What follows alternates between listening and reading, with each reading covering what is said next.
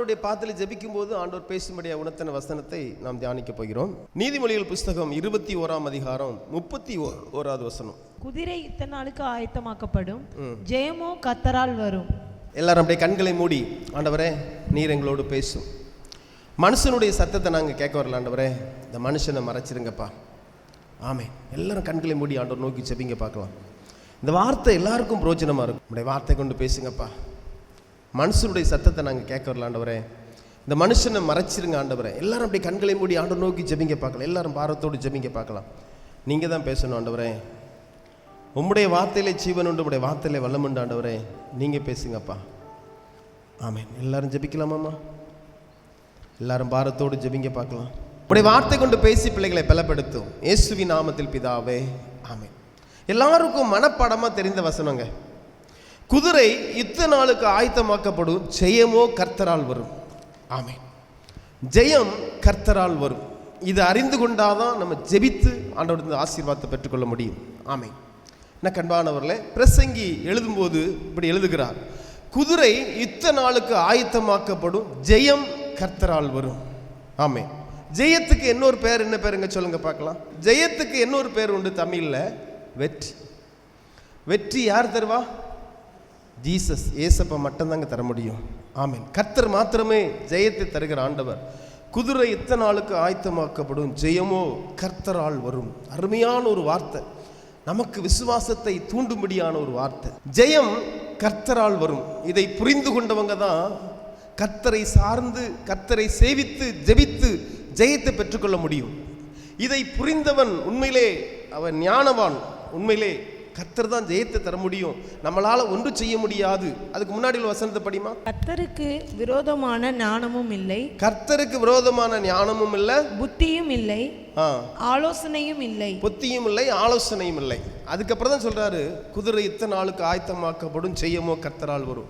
நம்முடைய ஞானத்தினாலேயோ, நம்முடைய புத்தினாலேயோ, நம்முடைய தந்திரத்தினாலேயோ நம்ம குடும்பத்தையோ நம்மளையோ கொண்டு போக முடியாதுங்க. இது யாருக்கெல்லாம் தெரியும்? அவங்க மாத்திரம் கையை தூக்குங்க பார்க்கலாம்.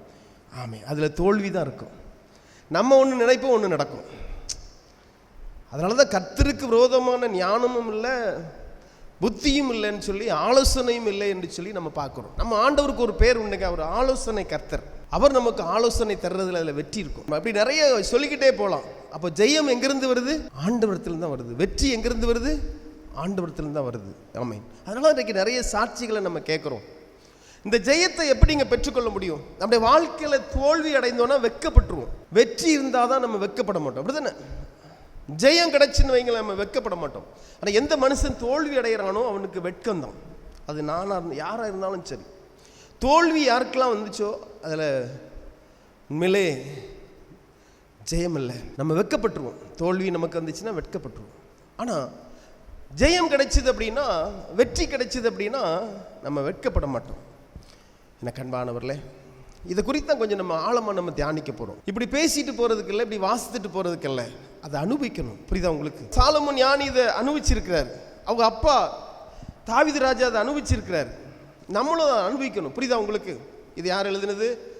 சாலமோன் எழுதுனது. ஆனால் அவங்க அப்பாவும் அனுபவிச்சிருக்கிறாரு, அவரும் அனுபவிச்சிருக்கிறார். அதனால தான் சொல்கிறாரு, குதிரை இத்தனை நாளுக்கு ஆயத்தமாக்கப்படும், ஜெயமோ. ஏன்னா அவங்க ராஜாவாக இருந்தாங்க. தாவீது ஒரு பெரிய ராஜா, சாலமோன் ஒரு பெரிய ஒரு ராஜா, இந்த 12 கோத்திரத்துக்கு ராஜாவாக இருந்தவங்க. உங்களுடைய வாழ்க்கையில் தோல்வியே இல்லாதபடி நீங்கள் ஜெயத்தையே பெற்றுக்கொள்ளும்படி இன்றைக்கு ஆண்டவர் உங்களோடு பேச போகிறார். என்ன செய்யணும் என்று சொல்லி தான் நம்ம பார்க்க போகிறோம். ஆண்டவருக்கு ஒரு பேர் உண்டுங்க, யெகோவா நிசி. யெகோவா நிசின்னா அர்த்தம் என்னது சொல்லுங்க பார்க்கலாம்? வெற்றி. யெகோவா நிசினா வெற்றி கொடி. சொல்லவி வேதகமத்தில் போட்டிருக்கு வெற்றி கொடியாம். யெகோவா நிசி, வெற்றி தருகிற தேவன். யாத்திராகமம் புஸ்தகம் 17ஆம் அதிகாரத்துக்கு எல்லாரும் வாங்க பார்க்கலாம். 15வது வசனத்தை படி. மோசே ஒரு பலிபீடத்தை கட்டி அதற்கு யெகோவா நிசி என்று பெயரிட்டு. அப்போ அதுக்கு முன்னாடி உள்ள வார்த்தையை நம்ம பார்க்க போறோம். யெகோவா நிசி என்று சொல்லி எதற்கு ஆண்டவருக்கு அந்த பெயரிட்டார் என்று சொல்லி இப்போ நம்ம பார்க்க போறோம். ஆமென். என்ன கண்பானவர்களே, நம்முடைய ஆண்டவருக்கு ஒரு பேர் யெகோவா நிசி. யெகோவா தேவனுக்கு ஒரு பேர் யெகோவா நிசி. இயேசு கிறிஸ்துக்கு ஒரு பேருங்க யெகோவா நிசி. ஆமென். என்ன கண்பானவர்களே, அவர் ஜெயம் கொடுக்கிற தேவன். நம்ம தலைப்பில் பார்த்துறோம், குதிரை இத்தனை நாளுக்கு ஆயத்தமாக்கப்படும், ஜெயமோ கர்த்தரால் வரும் என்று சொல்லி பார்த்தோம். ஜெயத்துக்கு ஒரு பேர் உண்டு, வெற்றி. இந்த வெற்றி யார் தருகிறார்? நம்முடைய வாழ்க்கையில் நிறைய வெற்றி கொடுத்துருக்கார், அப்படித்தானே? எவ்வளோ ஜெயத்தை கொடுத்துருக்கிறார், எவ்வளோ சாட்சிகளை சொல்லலாம், அப்படித்தானே? யாரெல்லாம் சொல்லுவீங்க சாட்சி? ஆமாம், இங்கே இருக்கிற நம்ம எல்லாருமே சாட்சி சொல்லலாம், அப்படித்தானே? அவ்வளோ அற்புதங்களை ஒவ்வொரு நாளும் ஆண்டவர் செய்து கொண்டிருக்கிறார். ஆமேன். என் ஜனம் ஒருபோதும் வெட்கப்பட்டு போவதில்லை என்று சொல்லி அவரால் தெரிந்து கொள்ளப்பட்ட பிள்ளைகளுக்கு, அவருடைய பாத்தில் இருக்கிற பிள்ளைகளுக்கு ஆண்டவர் ஒவ்வொரு நாளும் வெற்றி தருகிறார். ஆமேன். நம்முடைய ஆண்டவர் வெற்றி தருகிற தேவன். எனக்கு அன்பான, இதில் என்ன நடக்குது அதை பார்க்கணும்லாங்க. அதாவது இஸ்ரவேல் ஜனங்களை ஆண்டவர் வழி நடத்தும் போது நம்ம எல்லாருக்கும் தெரியும். இப்போ அதை குறித்து நம்ம தியானிக்கணும்னா நாளே காணாது, என்ன வருஷமே காணாது. அவ்வளோ அற்புதங்களை செய்து ஆண்டவர் அந்த இஸ்ரவேல் ஜனங்களை வழி நடத்தினார். நம்ம எல்லாருக்கும் தெரியும் ஆண்டவர் இஸ்ரவேலுக்கு ஜனங்களை எப்படி வழி நடத்தினார், எகிப்திலிருந்து எப்படி கொண்டு வந்தார், வழியில் என்னெல்லாம் நடந்துச்சு எல்லாம் நமக்கு தெரியும். ஒரு பெரிய ஒரு அற்புதம் நடந்துச்சு. செங்கடலை பிளந்து தம்முடைய ஜனத்தை அவர் வழி நடத்தினார்.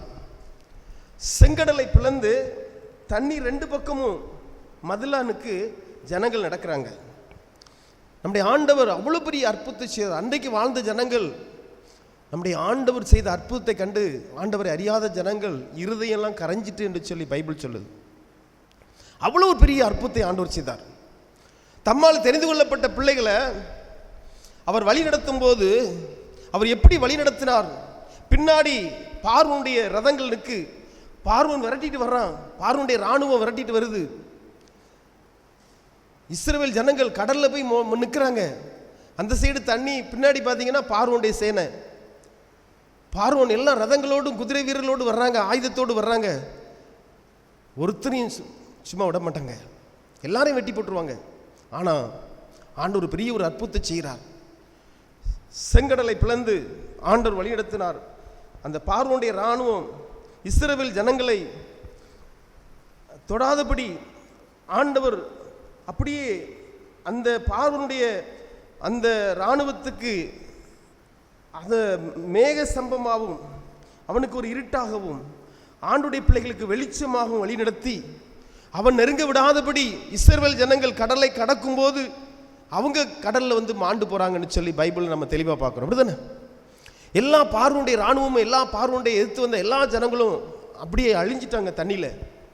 ஆண்டவர் அருமையாக இஸ்ரவேல் ஜனங்களை வழி நடத்துகிறார். செங்கடலை கலந்து போகும்போது கொஞ்சம் தூரம் போகும்போது என்ன நடக்குது அப்படின்னா, அமலேக்கியருங்கிற ஒரு வம்சத்தை சேர்ந்த ஒரு கூட்டம் இவங்க என்ன செய்கிறாங்க அப்படின்னா இஸ்ரவேல் கூட போர் செய்ய வராங்க, சண்டை போட வர்றாங்க. சும்மா அனாவசியமாக சண்டை போடுறாங்க. அவங்க பாட்டுக்கு வந்துட்டு இருக்கிறாங்க. அவங்கள்ட்ட வம்பு இழுத்து அவங்களோடு யுத்தம் பண்ண வராங்க. நீங்கள் வீட்டில் போய் படித்து பாருங்கள். யாத்ராமம் 17ஆம் அதிகாரத்தில் இந்த சம்பவம் இருக்குது. உங்களுக்கு நல்லா வீட்டில் போய் நல்லா உட்காந்து நல்லா தியானிங்க. நான் உங்களுக்கு சுருக்கமாக சொல்லித்தரேன்.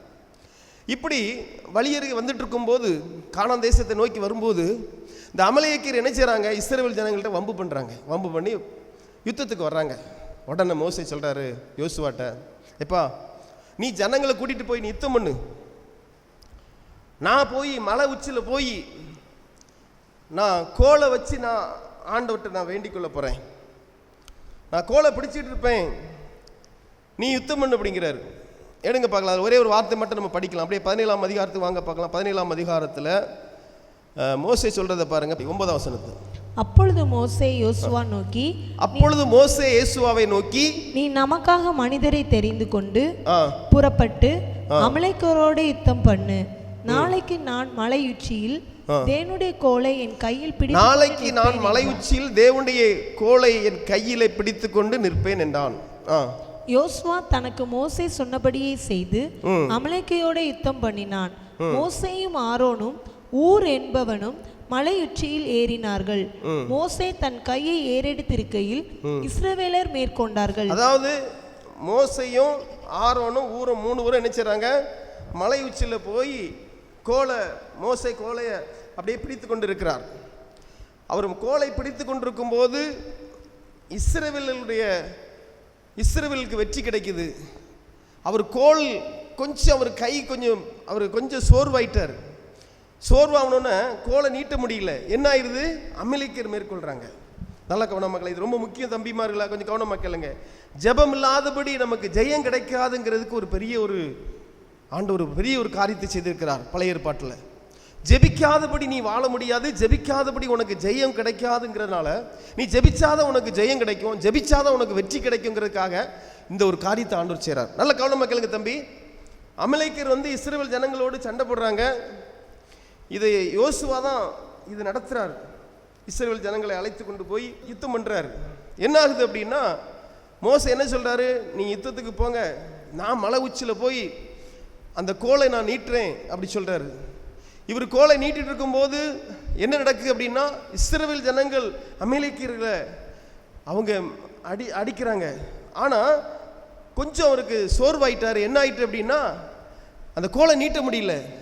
அப்போ என்ன ஆகுது அப்படின்னா, அமலேக்கியர் மேற்கொள்றாங்க. இதுக்கு அர்த்தம் என்ன அப்படின்னா, ஜெபிக்காம நீ வாழ முடியாது. 11ஆம் வசனத்தை படி பார்க்கலாம். மோசே தன் கையை ஏறெடுத்திருக்கையில் இஸ்ரவேலர் மேற்கொண்டார்கள். அவன் தன் கையை தாழ விடுகையில், மோசே தன் கையை ஏறெடுக்கையில் இஸ்ரவேலர்கள் மேற்கொண்டார்கள். அவன் தன் கையை தாழ விடுகையில் அமலேக்கியர் மேற்கொண்டார்கள். அப்புறம் அதுக்கு என்ன செய்றாங்க? அப்படி அடுத்த வசனம், மோசேயின் கைகள் அசந்து போயிற்று. மோசே கைகள் அப்ப நம்ம ஜெபத்தில் அசந்துட்டோம் அப்படின்னா பிரச்சனை வந்துடும். சொல்றேன், உங்களுக்கு புரியுதா? அதுக்கு தான் பேதுரு சொன்னார், ஜெபம் பண்ணுவதற்கு ஜாக்கிரதையா இருங்கள், ஜெபத்திலே உறுதியா இருங்கள்.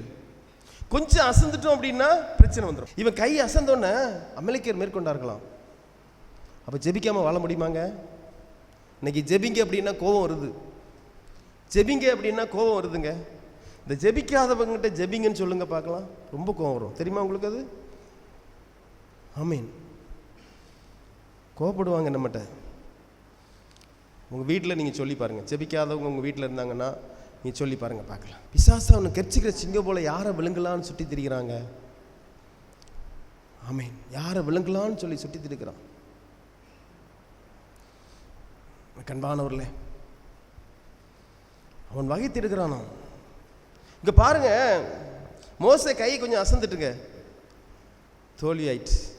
இப்போ என்ன பண்றாரு படிமா? அப்பொழுது அவர்கள் ஒரு கல்லை கொண்டு வந்து அவன் கீழே வைத்தார்கள், அதன் மேல் உட்கார்ந்தான். அவன் இந்த கோல் அப்படியே தூக்கி பிடிக்கும்படியாக ஆரோனும் ஊரும் என்ன செய்றாங்க தெரியுமா? 2 கல்லை கொண்டு வந்து இந்த கைக்கும் இந்த கைக்கும் கீழே வச்சுட்டாங்க. இப்போ அவன் அந்த கோல் கிளீனாக அப்படி பிடிச்சிட்டு இருக்காரு. என்ன நடக்கு? இங்கே வெற்றி கிடைக்கி. கைகளை தட்டி கத்த நாமத்தை மைப்படுத்தும். அப்போ அர்த்தம் என்னது? ஜெபிக்காம ஆசீர்வாதம் பெற்றுக்கொள்ள முடியாது, ஜெபிக்காம வெற்றி கிடைக்காது, ஜெபிக்காம உன் நோய் குணமாகாது, ஜெபிக்காம உன் தரித்திரம் போகாது, ஜெபிக்காம உன் கடன் பிரச்சனை போகாது. எப்பெல்லாம் நீ ராத்திரி எலும்புறியோ அந்த நேரம்லாம் கதறணும் ஆண்டவர்கிட்ட. அப்போ தான் கடன் பிரச்சனைக்கு அற்புதம் நடக்கும்.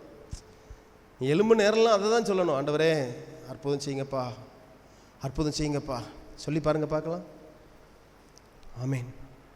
அவர் அற்புதம் செய்வார். குதிரை யுத்த நாளுக்கு ஆயத்தமாக்கப்படும் செய்யும் கர்த்தரால் வரும். அதாவது அர்த்தம் அதில் நிறைய இருக்குங்க. இப்போ நம்ம செய்ய வேண்டிய காரியத்தை நம்ம செய்ய முடியுங்க, ஆனால் ஜெயம் அவர் தான் கொடுக்க முடியும். நம்ம எல்லாம் செய்யலாம், ஆனால் என்ன செய்யலாம் அப்படின்னா, நம்ம செய்கிற காரியத்தில் ஜெயம் கிடைக்காது. குதிரை இத்தனை நாளுக்கு ஆயத்தமாக்கப்படுங்க, ஆனால் ஜெயமோ கர்த்தரால் வரும். ஆயத்தப்படுத்துறதுல தான் இன்னைக்கு முதலிடமாக முக்கியமாக இருப்பாங்க. குதிரை இத்தனை நாளுக்கு ஆயத்தமாக்கப்படுமா, அதுக்கு தான் முதலிடம் கொடுப்பாங்க. இப்போ ஒரு ஊருக்கு போகிறோம் அப்படின்னா, விடிய காலமே குற்றாலம் டூர் போகிறாங்கன்னு வைங்களேன், நைட்லாம் தூங்க மாட்டாங்க. எல்லாத்தையும் எடுத்து ட்ரெஸ் பண்ணிவிட்டு வாட்டுக்கு ரொம்பையும் அவங்க அவ்வளோ ஒரு இதாக இருப்பாங்களாம். ஆனால் தெரியாது ஜீவன் எங்கேருந்து வருது, யார் நம்மளை பாதுகாப்பா, அது தெரியாது. புரியுதா உங்களுக்கு? அந்த அப்படி ஒரு அந்த சபையில் இப்போ ஒரு பெரிய ஒரு இச்சை, குற்றாலம் குற்றாலம் குற்றாலம் குற்றாலம், அது ஒரு சாத்தா. அதுலேயும் இன்னைக்கு நிறைய சபையில் கட்டி வச்சுருக்குறாங்க. சின்ன பிள்ளைகளை ஒருக்கா கூட்டு போவாங்க, வாலிபர்களை ஒருக்கா கூட்டு போவாங்க, வயதானவங்களை கூட்டு போவாங்க, டீச்சர்ஸுக்கெல்லாம் போவாங்க.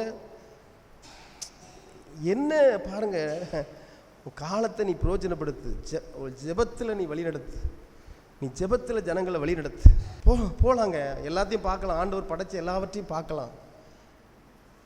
அது ஒரு கணக்கு உண்டுங்க. கண்பானவர்களே, கடைசி காலத்தில் நம்ம வாழ்ந்து கொண்டு இருக்கிறோம். நம்ம ஜெபிக்கலன்னு வைங்களேன், கண்டிப்பாக ஆண்டோடைய ஆசீர்வாதத்தை இழந்துருவோம். ஆமீன். வெற்றி கிடைக்காது. ஜெபிக்கலன்னா வெற்றி கிடைக்காதுங்க, ஜெபித்தாதான் நமக்கு வெற்றி கிடைக்கும். ஆமீன். தம்பி, உன்னுடைய வாழ்க்கையில் உனக்கு தோல்வி வரக்கூடாதுப்பா. கேளுங்க, அக்காமாரில் கேளுங்க, உங்களுடைய வாழ்க்கையில் உங்களுக்கு தோல்வி வரக்கூடாது. ஜெபத்தில் அசந்துடாதீங்க. மோசே அசந்துட்டாங்க, அமலேக்கியர் மேற்கொள்கிறாங்க. எனக்கு அன்பானவர்களே, ஜெபந்தான் நம்முடைய வாழ்க்கை, ஜெபந்தான் நமக்கு ஜீவியம். ஆமென். ஜெப நேரத்தை வேஸ்ட் பண்ணிடாதீங்க. இன்னும் நேரத்தை கூட்டுங்க ஜெபத்துக்கு, அப்போதான் நமக்கு வெற்றி கிடைக்கும். பக்கத்தில் கையை பிடிச்சு சொல்லுங்க பார்க்கலாம். ஜெப நேரத்தை இன்னும் கூட்டுவோம், நமக்கு வெற்றி கிடைக்கும். யோசுவா அமலேக்கையும் அவன் ஜனங்களையும் பட்டய கருக்கினாலே முறியடித்தான். அவங்களெல்லாம் விரட்டி விட்டாங்க. அப்போ குதிரை இத்தனை நாளுக்கு ஆயத்தமாக்கப்படும், ஜெயமோ கர்த்தரால் வரும். இன்னொரு சம்பவத்தையும் பார்த்துருவோம். கோலியாத்துங்கிறவன் எப்படிப்பட்டவனா தெரியுமா? 6 முழம் 1 ஜான். அவனுடைய உயரம், அதாவது அன்னைக்கு இருந்த ஜனங்கள்ல அவனை விட உயரமானவன் ஒருத்தனும் கிடையாது. அது மாத்திரமல்ல, அவ்வளோ ஒரு ஸ்ட்ராங்கான உடம்பு. அவனுடைய சரீரத்தில் உள்ள ஆயுதங்களோ எத்தனையோ கிலோ என்று சொல்லி போட்டிருக்கு. அப்போ எவ்வளோ பெரிய ஒரு ராட்சசன் பார்த்தீங்களா? இவன் ஒரு பெலிஸ்தராக இருக்கிறான். இவன் பெலிஸ்தருக்கும் இஸ்ரவேல் ஜனங்களுக்கும் அடிக்கடி சண்டை வரும். இப்போ என்ன நடக்கு அப்படின்னா, இஸ்ரவேலுடைய யுத்த வீரர்களும் அதே போல பெலிஸ்தருடைய யுத்த வீரர்களும் ரெண்டு பேரும், இவங்க அந்த பக்கம் மலையில் நிற்காங்க, இவங்க இந்த பக்கம் நிற்கிறாங்க. இடையில பள்ளத்தாக்கு. நல்ல கவனமாக கேளுங்க, இடையில பள்ளத்தாக்கு இருக்கு. இந்த கோலியாத்துங்கிறவன் என்ன செய்யறான் அப்படின்னா, இஸ்ரவேல் இராணுவம் அந்த இடத்துல அணியாய் வகுக்கும் போது, யுத்தத்துக்கு ஆயத்தமாகும் போது இவன் வந்து அவங்களை கலங்க பண்றான். என்ன கலங்க பண்றான் அப்படின்னா, அவனை பார்க்கும்போதே ஒரு பயம். இவ்வளோ ஒரு பெரிய ஒரு ராட்சசன். அவன் அதில் வந்து நின்றுட்டு என்ன சொல்றான் அப்படின்னா, இஸ்ரவேல் இராணுவத்தில் ஒரு சவால் அடிக்கிறான். யாராவது நீங்கள் ஒத்தைக்கு என்கிட்ட வாங்க பார்க்கலாம். என்னைய நீங்கள் கொண்டீங்க அப்படின்னா நாங்கள் உங்களுக்கு அடிமை, நான் உங்களை கொண்டேன்னா நீங்கள் எங்களுக்கு அடிமை. இவனுடைய உருவத்தையும் இவனுடைய சரீரத்தையும் பார்த்து பயப்படுறாங்க. சில நேரத்தில் நமக்கு அவ்வளோ ஒரு பிரச்சனை வருங்க. ஆனால் பயப்படாதீங்க, இயேசு கைவிட மாட்டார். ஆமென். இஸ்ரவேல் இராணுவம் பயப்படுது. அந்த ராஜா சவுல் ராஜாவும் பயப்படுறாரு. அவனை பார்த்த உடனே பயப்படுறாரு. சவுலும் ஏற்கனவே கொஞ்சம் வளர்ந்த ஆளு தான், ஆனால் அவரும் பயப்படுறாரு. எல்லா யுத்த வீரர்களும் பயப்படுறாங்க. எனக்கு அன்பானவர்களே, அந்த நேரத்தில் தாவீதுடைய சகோதரர்லாம் இங்கே இராணுவத்தில் இருக்கிறாங்க, இஸ்ரவேல் இராணுவத்தில் இருக்கிறாங்க. அப்போ அவனுடைய தகப்பனார் சொல்கிறாரு, எப்பா நீ அன்னைமாரெல்லாம் போய் பார்த்துட்டு வா அப்படின்னு சொல்லிட்டு அவங்களுக்கு கொஞ்சம் தின்பண்டத்தையும் கொடுத்து இவன்கிட்ட கொடுத்து அனுப்புகிறாங்க.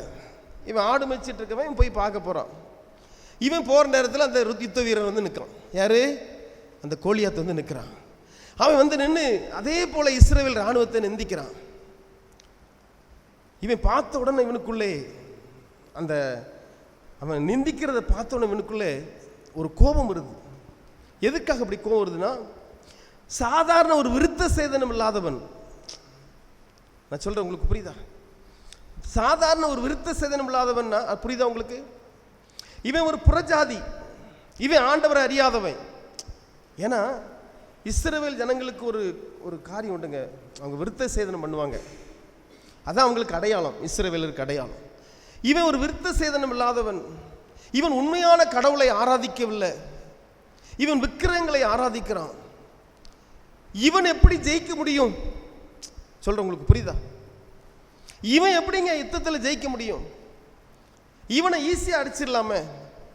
ஏற்கனவே நம்ம ஆடு மேய்க்கும் போது ஒரு கரடியும் கொண்டிருக்கோம், ஒரு சிங்கத்தை கொண்டிருக்கோம். நல்லா கவனமாக கேளுங்க. ஆவிக்குரியவங்க வந்து ஆண்டவரை அறியாத ஜனங்களை இப்படி தாங்க பேசுவாங்க. அது சிலவங்களுக்கு அது எரிச்சலாக தெரியும். ஆமென். இவன் விருத்த சேதனம் இல்லாதவன். இவனுக்கு அறிவு எங்க இருக்கும்? இவனுக்கு பலன் எங்க இருக்கும்? நான் ஆண்டவருடைய பிள்ளை, நான் ஆண்டவரை ஆராதிக்கிறேன், அவருடைய நாமத்தை நான் மையப்படுத்துறேன். இவன் இவ்வளவு பெரிய ஒரு சவால் பண்றான, விருத்த சேதனம் இல்லாதவன் சொல்லிட்டு இவன் அப்படியே அவன் பேசுறது அப்படியே கவனமா கேட்டு இவனுக்குள்ள வைராக்கி எழும்புது. அப்படி பார்க்கறான், பார்த்துட்டு சொல்றான், கேட்கறான், விசாரிக்கிறான். அவனை குறித்து விசாரிக்கும் போது அவனுடைய அண்ணங்காரன் வந்து சொல்றான், ஒரு பாசத்தில் வந்து சொல்றாரு, எப்பா உன்னுடைய தைரியெல்லாம் எங்களுக்கு தெரியும், தின்பண்டத்தை கொண்டு வந்தா நீ பாட்டு வீட்டுக்கு போ, நீ இங்கே சோவாராதன்னு சொல்லி அவனை அந்த பாசத்தில் அவன் அந்த அண்ணங்காரன் பேசுகிறான். இவன் விடலை, திரும்பி அதை கவனிக்காத மாதிரி என்ன செய்கிறான் தெரியுமா? கேட்குறான், விசாரிக்கிறான். நான் கண்டிப்பாக கர்த்தருடைய நாமத்தில் இவனை வீழ்த்துவேன் அப்படிங்கும்போது இது சவுல்கிட்ட போய் சொல்கிறாங்க. சவுல் வந்து சொல்கிறார், எப்பா அவன் பெரிய யுத்த வீரர், நீ சாதாரண ஒரு ஆடு மேய்க்கிறவன், நீ அவனை அடிக்க முடியாது. அப்படி சொல்லும்போது அவன் சொல்கிறான், இப்படி தான் நான் ஆடு மேய்க்கும்போது ஒரு ஆடை கொல்றதுக்காக ஒரு கரடி வந்துச்சு, ஒரு சிங்கம் வந்துச்சு, கரடியும் நான் கொண்டுட்டேன், கை வச்சு சிங்கத்தையும் கொண்டுட்டேன், எனக்கு இது ஈஸி தான் அப்படி சொல்லிட்டு இவன் யுத்தத்துக்கு ஆயத்தமாகறான். இவனுக்கு யுத்தத்துக்குரிய எல்லா ட்ரெஸ்ஸையும் போடுறாங்க, எல்லாம் அதுக்குரிய ஆயுதத்தெல்லாம் கொடுக்குறாங்க. இவன் அப்படியே பார்க்குறான். பார்த்துட்டு அவன் சொல்கிறான், எனக்கு ஒரு ஆயுதம் ஒன்றும் வேண்டாம், நான் கர்த்தருடைய நாமத்தில் நான் வர்றேன், ஈட்டியும் எனக்கு தேவையில்லை, எனக்கு ஒன்றும் தேவையில்லை, யுத்தம் கர்த்தருடையது, நான் கர்த்தருடைய நாமத்தில் வாரேன்னு சொல்லிட்டு நல்லா கவனமாக அந்த வார்த்தையை நீங்கள் பாருங்கள், பார்க்கலாம், எடுங்க பார்க்கலாம். 1 சாமுவேல்ல அருமையான ஒரு வார்த்தை சொல்லுவார் பாருங்க. அதில் அதற்கு தாவீது பெலிஸ்தனை நோக்கி, நீ பட்டயத்தோடும் ஈட்டியோடும் கேடகத்தோடும் என்னிடத்தில் வருகிறாய், நானோ நீ நிந்திக்கிற இஸ்ரவேல் ராணுவங்களின் தேவனாகிய சேனைகளுடைய கர்த்தரின் நாமத்திலே. நல்ல கவனமா கேளுங்கம்மா. அவன் பலத்தில் அவன் போல, அவன் ஞானத்தில் அவன் போல, அவன் சொல்றான் கர்த்தருடைய நாமத்தில் நான் வர்றேங்க, கைகளை தட்டி கர்த்தர் நாமத்தை மைப்படும். இதுக்கு அர்த்தம் உங்களுக்கு புரியுதா? ஜெபத்தோடு நான் வரேன். அதனாலதான் குதிரை யுத்த நாளுக்கு ஆயத்தமாக்கும்படும் ஜெயமோ கர்த்தரால் வரும். நான் கர்த்தருடைய நாமத்தில் வர்றேன். யோசித்து பாருங்க, பார்க்கலாம். இப்படி ஒரு சம்பவம் யோசித்து பாருங்க, நமக்கு நடந்த அப்படிங்க இருக்கும். இப்படி ஒரு சூழ்நிலை நமக்கு வந்துச்சுன்னா, பாடு உண்டு, உபத்திரம் உண்டு, இயேசு கைவிட மாட்டார். இது யாருக்கெல்லாம் தெரியும்? நேருக்கு நேராக நடக்கிற ஒரு சம்பவம். ஒன்று இவன் சாகணும், இல்லை அவன் ஒன்று சாகணும். யோசித்து பாருங்க, பார்க்கலாம். இவர் சொல்றாரு, நான் கர்த்தருடைய நாமத்தில் நான் வர்றேன் அப்படிங்கிறாரு. பாருங்க, காரணம் ஜெபிக்கிறவங்களுக்கு பயம் இருக்காது. உனக்கு வெற்றி வேணுமா தம்பி வாழ்க்கையில்? முதல்ல ஆண்டவர்கிட்ட மன்னிப்பு கேளு. ஆண்டவரே, இவ்வளோ காலம் நான் எப்படியோ வாழ்ந்துட்டேன்ப்பா, என்னை மன்னிங்கப்பா. அப்போ தான் உன்னுடைய வாழ்க்கையில் உனக்கு வெற்றி வரும். உன்னை தாழ்த்து தெய்வ சமூகத்தில். அவரால் கூடாத காரியம் ஒன்றுமில்லை. ஆமேன். அவர் ஒருபோதும் உன்னை கைவிட மாட்டார். நீ ராத்திரி எழும்பும் போதெல்லாம் ஜோமனி பாரு, ஆண்டவர்கிட்ட கேட்டுப்பாரு பார்க்கலாம், பேசிப்பாரு பார்க்கலாம். ஆண்டவரே, என்னுடைய பிரச்சனை எப்படி இருக்குப்பா, என் கையின் பேசத்தை நீங்கள் ஆசீர்வதிங்கப்பா, கேட்டுப்பாரு பார்க்கலாம். என்ன சம்பவம் நடக்கு பாரு, அடுத்த நாள் அற்புதம் நடக்கும். பேசு ஆண்டவர்கிட்ட, உன்னை தாழ்த்தி பேசு. என்னால் ஒன்று செய்ய முடியாது ஆண்டவரே, அவர் தான் உனக்கு வெற்றி தர முடியும். இயேசு தான் உனக்கு வெற்றி தர முடியும். இங்கே என்ன நடக்கு பார்த்தீங்களா? அவன் எப்படி வீழ்த்துறான் பாருங்க. அதான் ஒரு பெரிய ஒரு ஆட்சி. குருவிக்காரங்க கேள்விப்பட்டிருக்கீங்களா, பார்த்துருப்பீங்களா? அவங்க கையில் என்ன வச்சுருப்பாங்க? அதுக்கு என்ன பேர் சொல்லுவாங்க? குறிவாருன்னு சொல்லுவாங்க, அப்படி தானே? குறிவாருன்னு சொல்லுவாங்க, கேட்வாள் இன்னொன்று சொல்லுவாங்க, அப்படி தானே? அப்படி கையில் வச்சுருப்பாங்க. துப்பாக்கிலாம் கிடையாதுங்க அந்த காலத்தில், நல்லா கவனமாக கேளுங்க. அதில் ஒரு கல்லை வச்சு நேர நெத்தியில் அடிக்கிறான் பாருங்க தாவீது. யோசித்து பாருங்க பார்க்கலாம். கோலியாத்துக்கு தாவீதை பார்க்கும்போது அவனுக்கு ஒரு வெக்கமாக இருக்குது. ஐயோ, இம்ட்டுக்கான மனுஷன் என்னை கொண்டு நம்ம முன்னாடி கொண்டு விட்டாங்களே, ஒரு செகண்டை இவனை கொண்டு இல்லாமல் நடக்காது. ஆண்டோடைய பிள்ளைகிட்ட நடக்காதுங்க. ஜெபிக்கிறவங்கள்ட்ட இது நடக்காது. பக்கத்தில் கையை பிடிச்சி சொல்லுங்க பார்க்கலாம். ஜெபிக்கிறவங்கள்ட்ட இது நடக்காது. ஆமேன். புரியுதா உங்களுக்கு? கொஞ்சம் யோசித்து பாருங்க பார்க்கலாம். ஒரு உண்மை சம்பவத்தை தான் நம்ம பார்த்து, ரெண்டுமே உண்மை சம்பவம். பைபிளில் வந்து எதுவுமே பொய் கிடையாதுங்க. இதை உங்கள் வாழ்க்கைக்கு கொண்டு வரணும். உங்களுக்கு வெற்றி வேணும், உங்களுக்கு தோல்வி இருக்கக்கூடாது. அதனால தான் இன்றைக்கி ஆண்டவர் பேசுகிறாரு. நல்லா பார்த்தோம்ல, நம்ம கை கொஞ்சம் அசந்துட்டோன்னே அமலேக்கியர் மேற்கொண்டார்களாம். ஜெபிக்கலை அப்படின்னா முடிஞ்சு. பக்கத்தில் கையை பிடிச்சி சொல்லுங்க பார்க்கலாம். ஜெபிக்கலைன்னா முடிஞ்சு. ஆமாம், வெற்றி கிடைக்காது. புரியுதா உங்களுக்கு? வாழலாங்க, ஒன்றும் இல்லை, வாழலாம். ஆனால் தோல்வியோடு வாழ்வோம். புரியுதா உங்களுக்கு? வாழ்வோம், ஆனால் தோல்வியோடு வாழும். நம்முடைய ஜீவியமே ஜெபமாக மாறணும்னு தான் இன்றைக்கி ஆண்டவர் இந்த வார்த்தை கொண்டு உங்களோடு பேசுகிறார். குதிரை யுத்த நாளுக்கு ஆயத்தமாக்கப்படுமா, ஆனால் ஜெயமோ கர்த்தரால் வரும். நம்ம செய்கிற காரியத்தை வியாபாரம் பார்க்கலாம், தொழில் செய்யலாம், எல்லாம் செய்யலாம், ஆனால் ஜெயம் இங்கேருந்து வரும், ஆண்டவர்கிட்டருந்து வரும். ஹல்லேலூயா. ஆண்டவர் தான் ஜெயத்தை கொடுக்க முடியும். ஆமேன். கண்மானவர்களே, அவர் ஒருபோதும் நம்மளை கைவிட மாட்டார். இரக்கமுள்ள தேவன், மனதிற்குமுள்ள ஆண்டவர், அவர் உங்களோடு பேசுகிறார். என்ன நடக்கு பார்த்தீங்களா? அந்த ஒரு கல்லை வச்சு அவன் அடித்த உடனே, நெத்தியில் அடித்த உடனே அவன் தலை சுற்றி அப்படியே கீழே விழுறான். இவன்ட்ட ஆயுதம் கிடையாது. கோலியாத்து இடுப்பில் இருக்கிற அவனுடைய ஆயுதத்தை எடுத்து அவனை வெட்டி கொள்கிறான். யோசித்து பாருங்க பார்க்கலாம். எனக்கு அன்பானவர்களே, ஒரு கூட்டம், ஒரு எழுப்புதல் வருது அந்த இடத்துல. ஒரு பெரிய ஒரு எழுப்புதல் வருதுங்க. அதில் தெரியுமா உங்களுக்கு? ஜனங்களுக்குள்ள விசுவாசம் பெருகுது. நம்முடைய ஆண்டவர் ஜீவிக்கிறார், கிறிஸ்து ஜீவிக்கிறார். ஆமாம், நீ அற்புதம் பெற்றா ஆண்டோடைய நாமம் மைப்படும். பக்கத்தில் கைப்பிடி சொல்லுங்க பார்க்கலாம். நமக்கு அற்புதம் நடந்தால் ஆண்டோடைய நாமம் மைப்படும். ஹல்லேலூயா. ஆமாம், ஜெபிக்கல அற்புதம் நடக்காது. புரியுதா உங்களுக்கு? எனக்கு அன்பானவர்களே, அதனால தான் இன்றைக்கி ஆண்டவர் இந்த வார்த்தை கொண்டு உங்களோடு பேசுகிறார். குதிரை இத்தனை நாளுக்கு ஆயத்தமாக்கப்படும், ஜெயமோ. ஆமீன். அன்பானவர்களே, நம்முடைய வாழ்க்கை பயணத்தில் பாடு உண்டு. எப்போ தான் பாருங்கள், நல்லா வந்துட்டுருக்காங்க, சும்மா வந்துட்டு இருக்கவங்கள்ட்ட வம்புழுக்கான் யார்? ஆமலே. இப்படி தான் நம்மகிட்டையும் வருவாங்க. புரியுதா உங்களுக்கு? ஆமீன். இப்படி தான் நமக்கும் பிரச்சனை வருங்க. ஏதாவது ஒரு பிரச்சனை வந்துடும், வம்புழுக்காட்டாலும் வேறு பிரச்சனை வந்துடும். புரியுதா உங்களுக்கு? ஆமீன். ஆனால் எப்பொழுதும் நாம் செபத்துக்கு ஆயத்தமாக இருக்கணும், அசந்திரக்கூடாது. அதனால தான் இன்றைக்கி ஆண்டவர் இந்த வார்த்தை கொண்டு உங்களோடு பேசுகிறார். இது யாருக்கெல்லாம் புரியுது? கொஞ்ச நேரம் ஜெபிக்கலாமா ஆண்டவர்கிட்ட? எல்லாரும் எழுந்து நிற்கலாமா? கொஞ்ச நேரம் ஏசப்பட்ட பேசலாமா? உங்களுக்கு என்னங்க தேவை? ஆண்டவர் உங்களுக்கு அற்புதம் செய்ய போகிறார். அசந்துராதீங்க. எல்லாரும் அப்படி ஜெபம்னுங்க பார்க்கலாம். ஆண்டவரே எனக்கு இறங்குமப்பா. அன்றைக்கு 10 குஷ்டரோகிகளும் ஏசையரே எனக்கு இறங்கும் என்று சொன்னார்கள். 10 பேரும் சுகத்தை பெற்றுக் கொண்டார்கள். ஆமீன். தேவ சமூகத்தில் அப்படி கொஞ்ச நேரம் ஏசப்பட்ட பேசுங்க பார்க்கலாம். உங்களுக்கு என்ன தேவையோ ஆண்டவர்கிட்ட கேளுங்க. உங்களுக்கு வெற்றி வேணும், அப்படி தானே? எதில் உங்களுக்கு தோல்வி என்னாச்சு? உங்களுக்கு என்ன தோல்வி உங்களுக்கு தெரியும், அப்படி தானே தம்பி? உங்களுக்கு என்ன தோல்வின்னு தெரியும்ல, அதை ஆண்டவர்கிட்ட கேளுங்க. ஆமீன். நீர் வெற்றி தருகிற ஆண்டவர் யெகோவா நிசி. ஆமீன். அவர் ஜெயம் கொடுக்கிற தேவன். இயேசுவே எனக்கு இறங்குமாப்பா. ஆண்டவர் பார்த்துக்கிட்டே இருக்கிறார். யாரெல்லாம் அசந்து போகாமல் ஜெபிக்கிறீங்களோ உங்களுக்கு அற்புதம் நடக்க போகுது. யாரெல்லாம் தைரியத்தோடு ஜெபிக்கிறீங்களோ உங்களுக்கு அற்புதம் நடக்க போகுது. விசுவாசத்தோடு ஜெபிக்கிறீங்களோ உங்களுக்கு அற்புதம் நடக்க போகுது. யாரெல்லாம் விசுவாசத்தோடு ஜெபிக்கிறோம் உங்களுக்கு அற்புதம் நடக்க போகுதுங்க.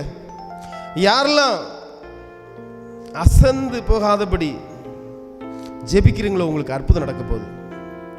ஆமீன். ஆண்டவர்கிட்ட பேசுங்க. அப்பா, நீங்க இல்லாமல் நான் வாழ முடியாது ஆண்டவரே, என்னை தாழ்த்துக்கிறேன்னப்பா, எனக்கு இறங்கும் ஆண்டவரே, எனக்கு இறங்கும் அப்பா. நீ சாட்சி சொல்லுவா தம்பி, உனக்கு அற்புதம் நடக்கும். இயேசுவை பிடிச்சிக்க. ஏன்னா பூமி குடிகள் எல்லாமே அவருடையது, வெள்ளி பொண்ணு எல்லாமே அவருக்குள்ளதான். ஆமீன்.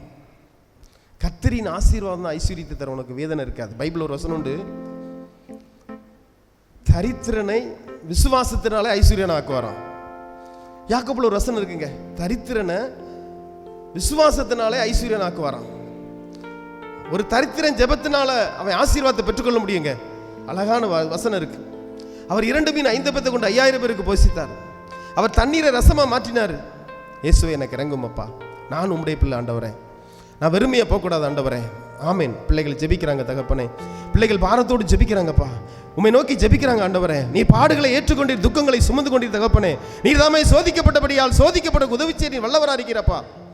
பிள்ளைகளுடைய கண்ணீரை துடைக்கிற ஆண்டவர், நிந்தைகளை நீக்கி போடுகிற ஆண்டவர், பிள்ளைகளுடைய புலம்பலை ஆனந்த களிப்பாய் மாற்றுகிற தேவன். வானம் திறந்திருக்கு, வானம் திறந்திருக்கு. யாரெல்லாம் விசுவாசிக்கிறீங்க? வானம் திறந்திருக்குங்க. ஆமீன். ஆண்டவர்கிட்ட பதில் வரப்போகுது. நீங்கள் ஜெபிச்சிங்கன்னா ஆண்டவர்கிட்ட பதில் வரும். ஜெபிங்க பார்க்கலாம். எனக்கு இறங்கும் ஆண்டவரே, என்னுடைய புலம்பலை ஆனந்த களிப்பாய் மாற்றும் அப்பா. கேளுங்க. உங்கள் பிள்ளைகளுக்காக ஜெபிங்க. உங்கள் பிள்ளைகளுடைய படிப்புக்காக ஜெபிங்கம்மா. உங்களுடைய பிள்ளை ஞானத்துக்காக ஜெபிங்க பார்க்கலாம். உங்களுடைய பிள்ளைகள் பாதுகாப்புக்காக ஜெபிங்க பார்க்கலாம். உங்கள் கணவர் ரட்சிப்புக்காக, உங்கள் பிள்ளைகள் ரட்சிப்புக்காக. ஆண்டவரே, நான் மாத்திரம்தான்ப்பா வரேன், என் குடும்பம் ஆண்டவருக்குள்ள வரலப்பா, என் பிள்ளைகள்லாம் கூட்டத்துக்கு வர மாட்டேங்காங்க, ஆவிக்குரிய கூட்டத்துக்கு கண்டாலே அவங்களுக்கு கோவம் வருது. ஆண்டவரே நீங்க தொடுங்க, என் பிள்ளைகளை தொடுங்கப்பா. பேசுங்க, ஆண்டவர்கிட்ட பேசுங்க பார்க்கலாம். அவர் உங்களை வெறுமை அனுப்பவே மாட்டார். ஆமேனப்பா. பிள்ளைகளுமே நோக்கி பார்க்கிறாங்க தகப்பனே. பதில் வந்து கொண்டு இருக்கிறபடியால் உமக்கு நன்றி. இயேசுவே மடத்திலிருந்து பதில் வந்து கொண்டு இருக்கிறபடியால் உமக்கு நன்றி.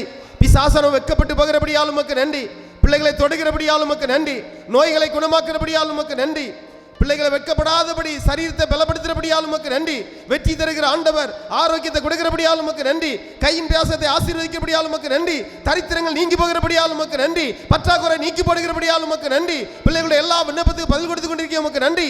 தன்னை தாழ்த்தி ஆண்டவரே உம்முடைய பாதத்தில் ஜெபிக்கிற பிள்ளைகளுக்கு இரக்கம் மாறாட்டி நீ அற்புதத்தை செய்கிறபடியால் உமக்கு நன்றி செலுத்துகிறோம். பிசாசனம் வெட்கப்பட்டு போகிறபடியால் உமக்கு நன்றி தகப்பனே. ஆமெனப்பா. உனக்கு விரோதமாய் வருகிற எந்த ஆயுதம் வாய்க்காதமாய் போகும் என்று சொன்னீங்கப்பா. நீர் வெற்றி தருகிற ஆண்டவர். நீர் பிள்ளைகளுக்கு வெற்றி கொடுக்கிறபடியால் உமக்கு நன்றி. பிள்ளைகளுக்கு அற்புதங்களை செய்கிறபடியால் உமக்கு நன்றி. குடும்பங்களை ரட்சிக்கிறபடியால் உமக்கு நன்றி. பிள்ளைகளுக்கு விரோதமாய் வருகிற பொல்லாத ஆவிகளை இயேசு கிறிஸ்துவின் நாமத்தில் அப்புறப்படுத்துகிறோம். ஆண்டவரே உம்முடைய பாதத்தில் சேர தடை பண்ணுகிற, ஜெபிக்க வேதத்தை தியானிக்க தடை பண்ணுகிற பொல்லாத ஆவிகளை இயேசு கிறிஸ்துவின் நாமத்தில் அப்புறப்படுத்துகிறோம். உம்முடைய அன்பை ஊற்றுங்கப்பா. பிள்ளைகளுக்குள்ள அன்பை ஊற்றுங்க ஆண்டவரே. தேவ பக்தி பெருகட்டும், விசுவாசம் பெருகட்டும். கத்தர் அப்படியே கைகளை தட்டி கத்த நாமத்தை மேம்படுத்து.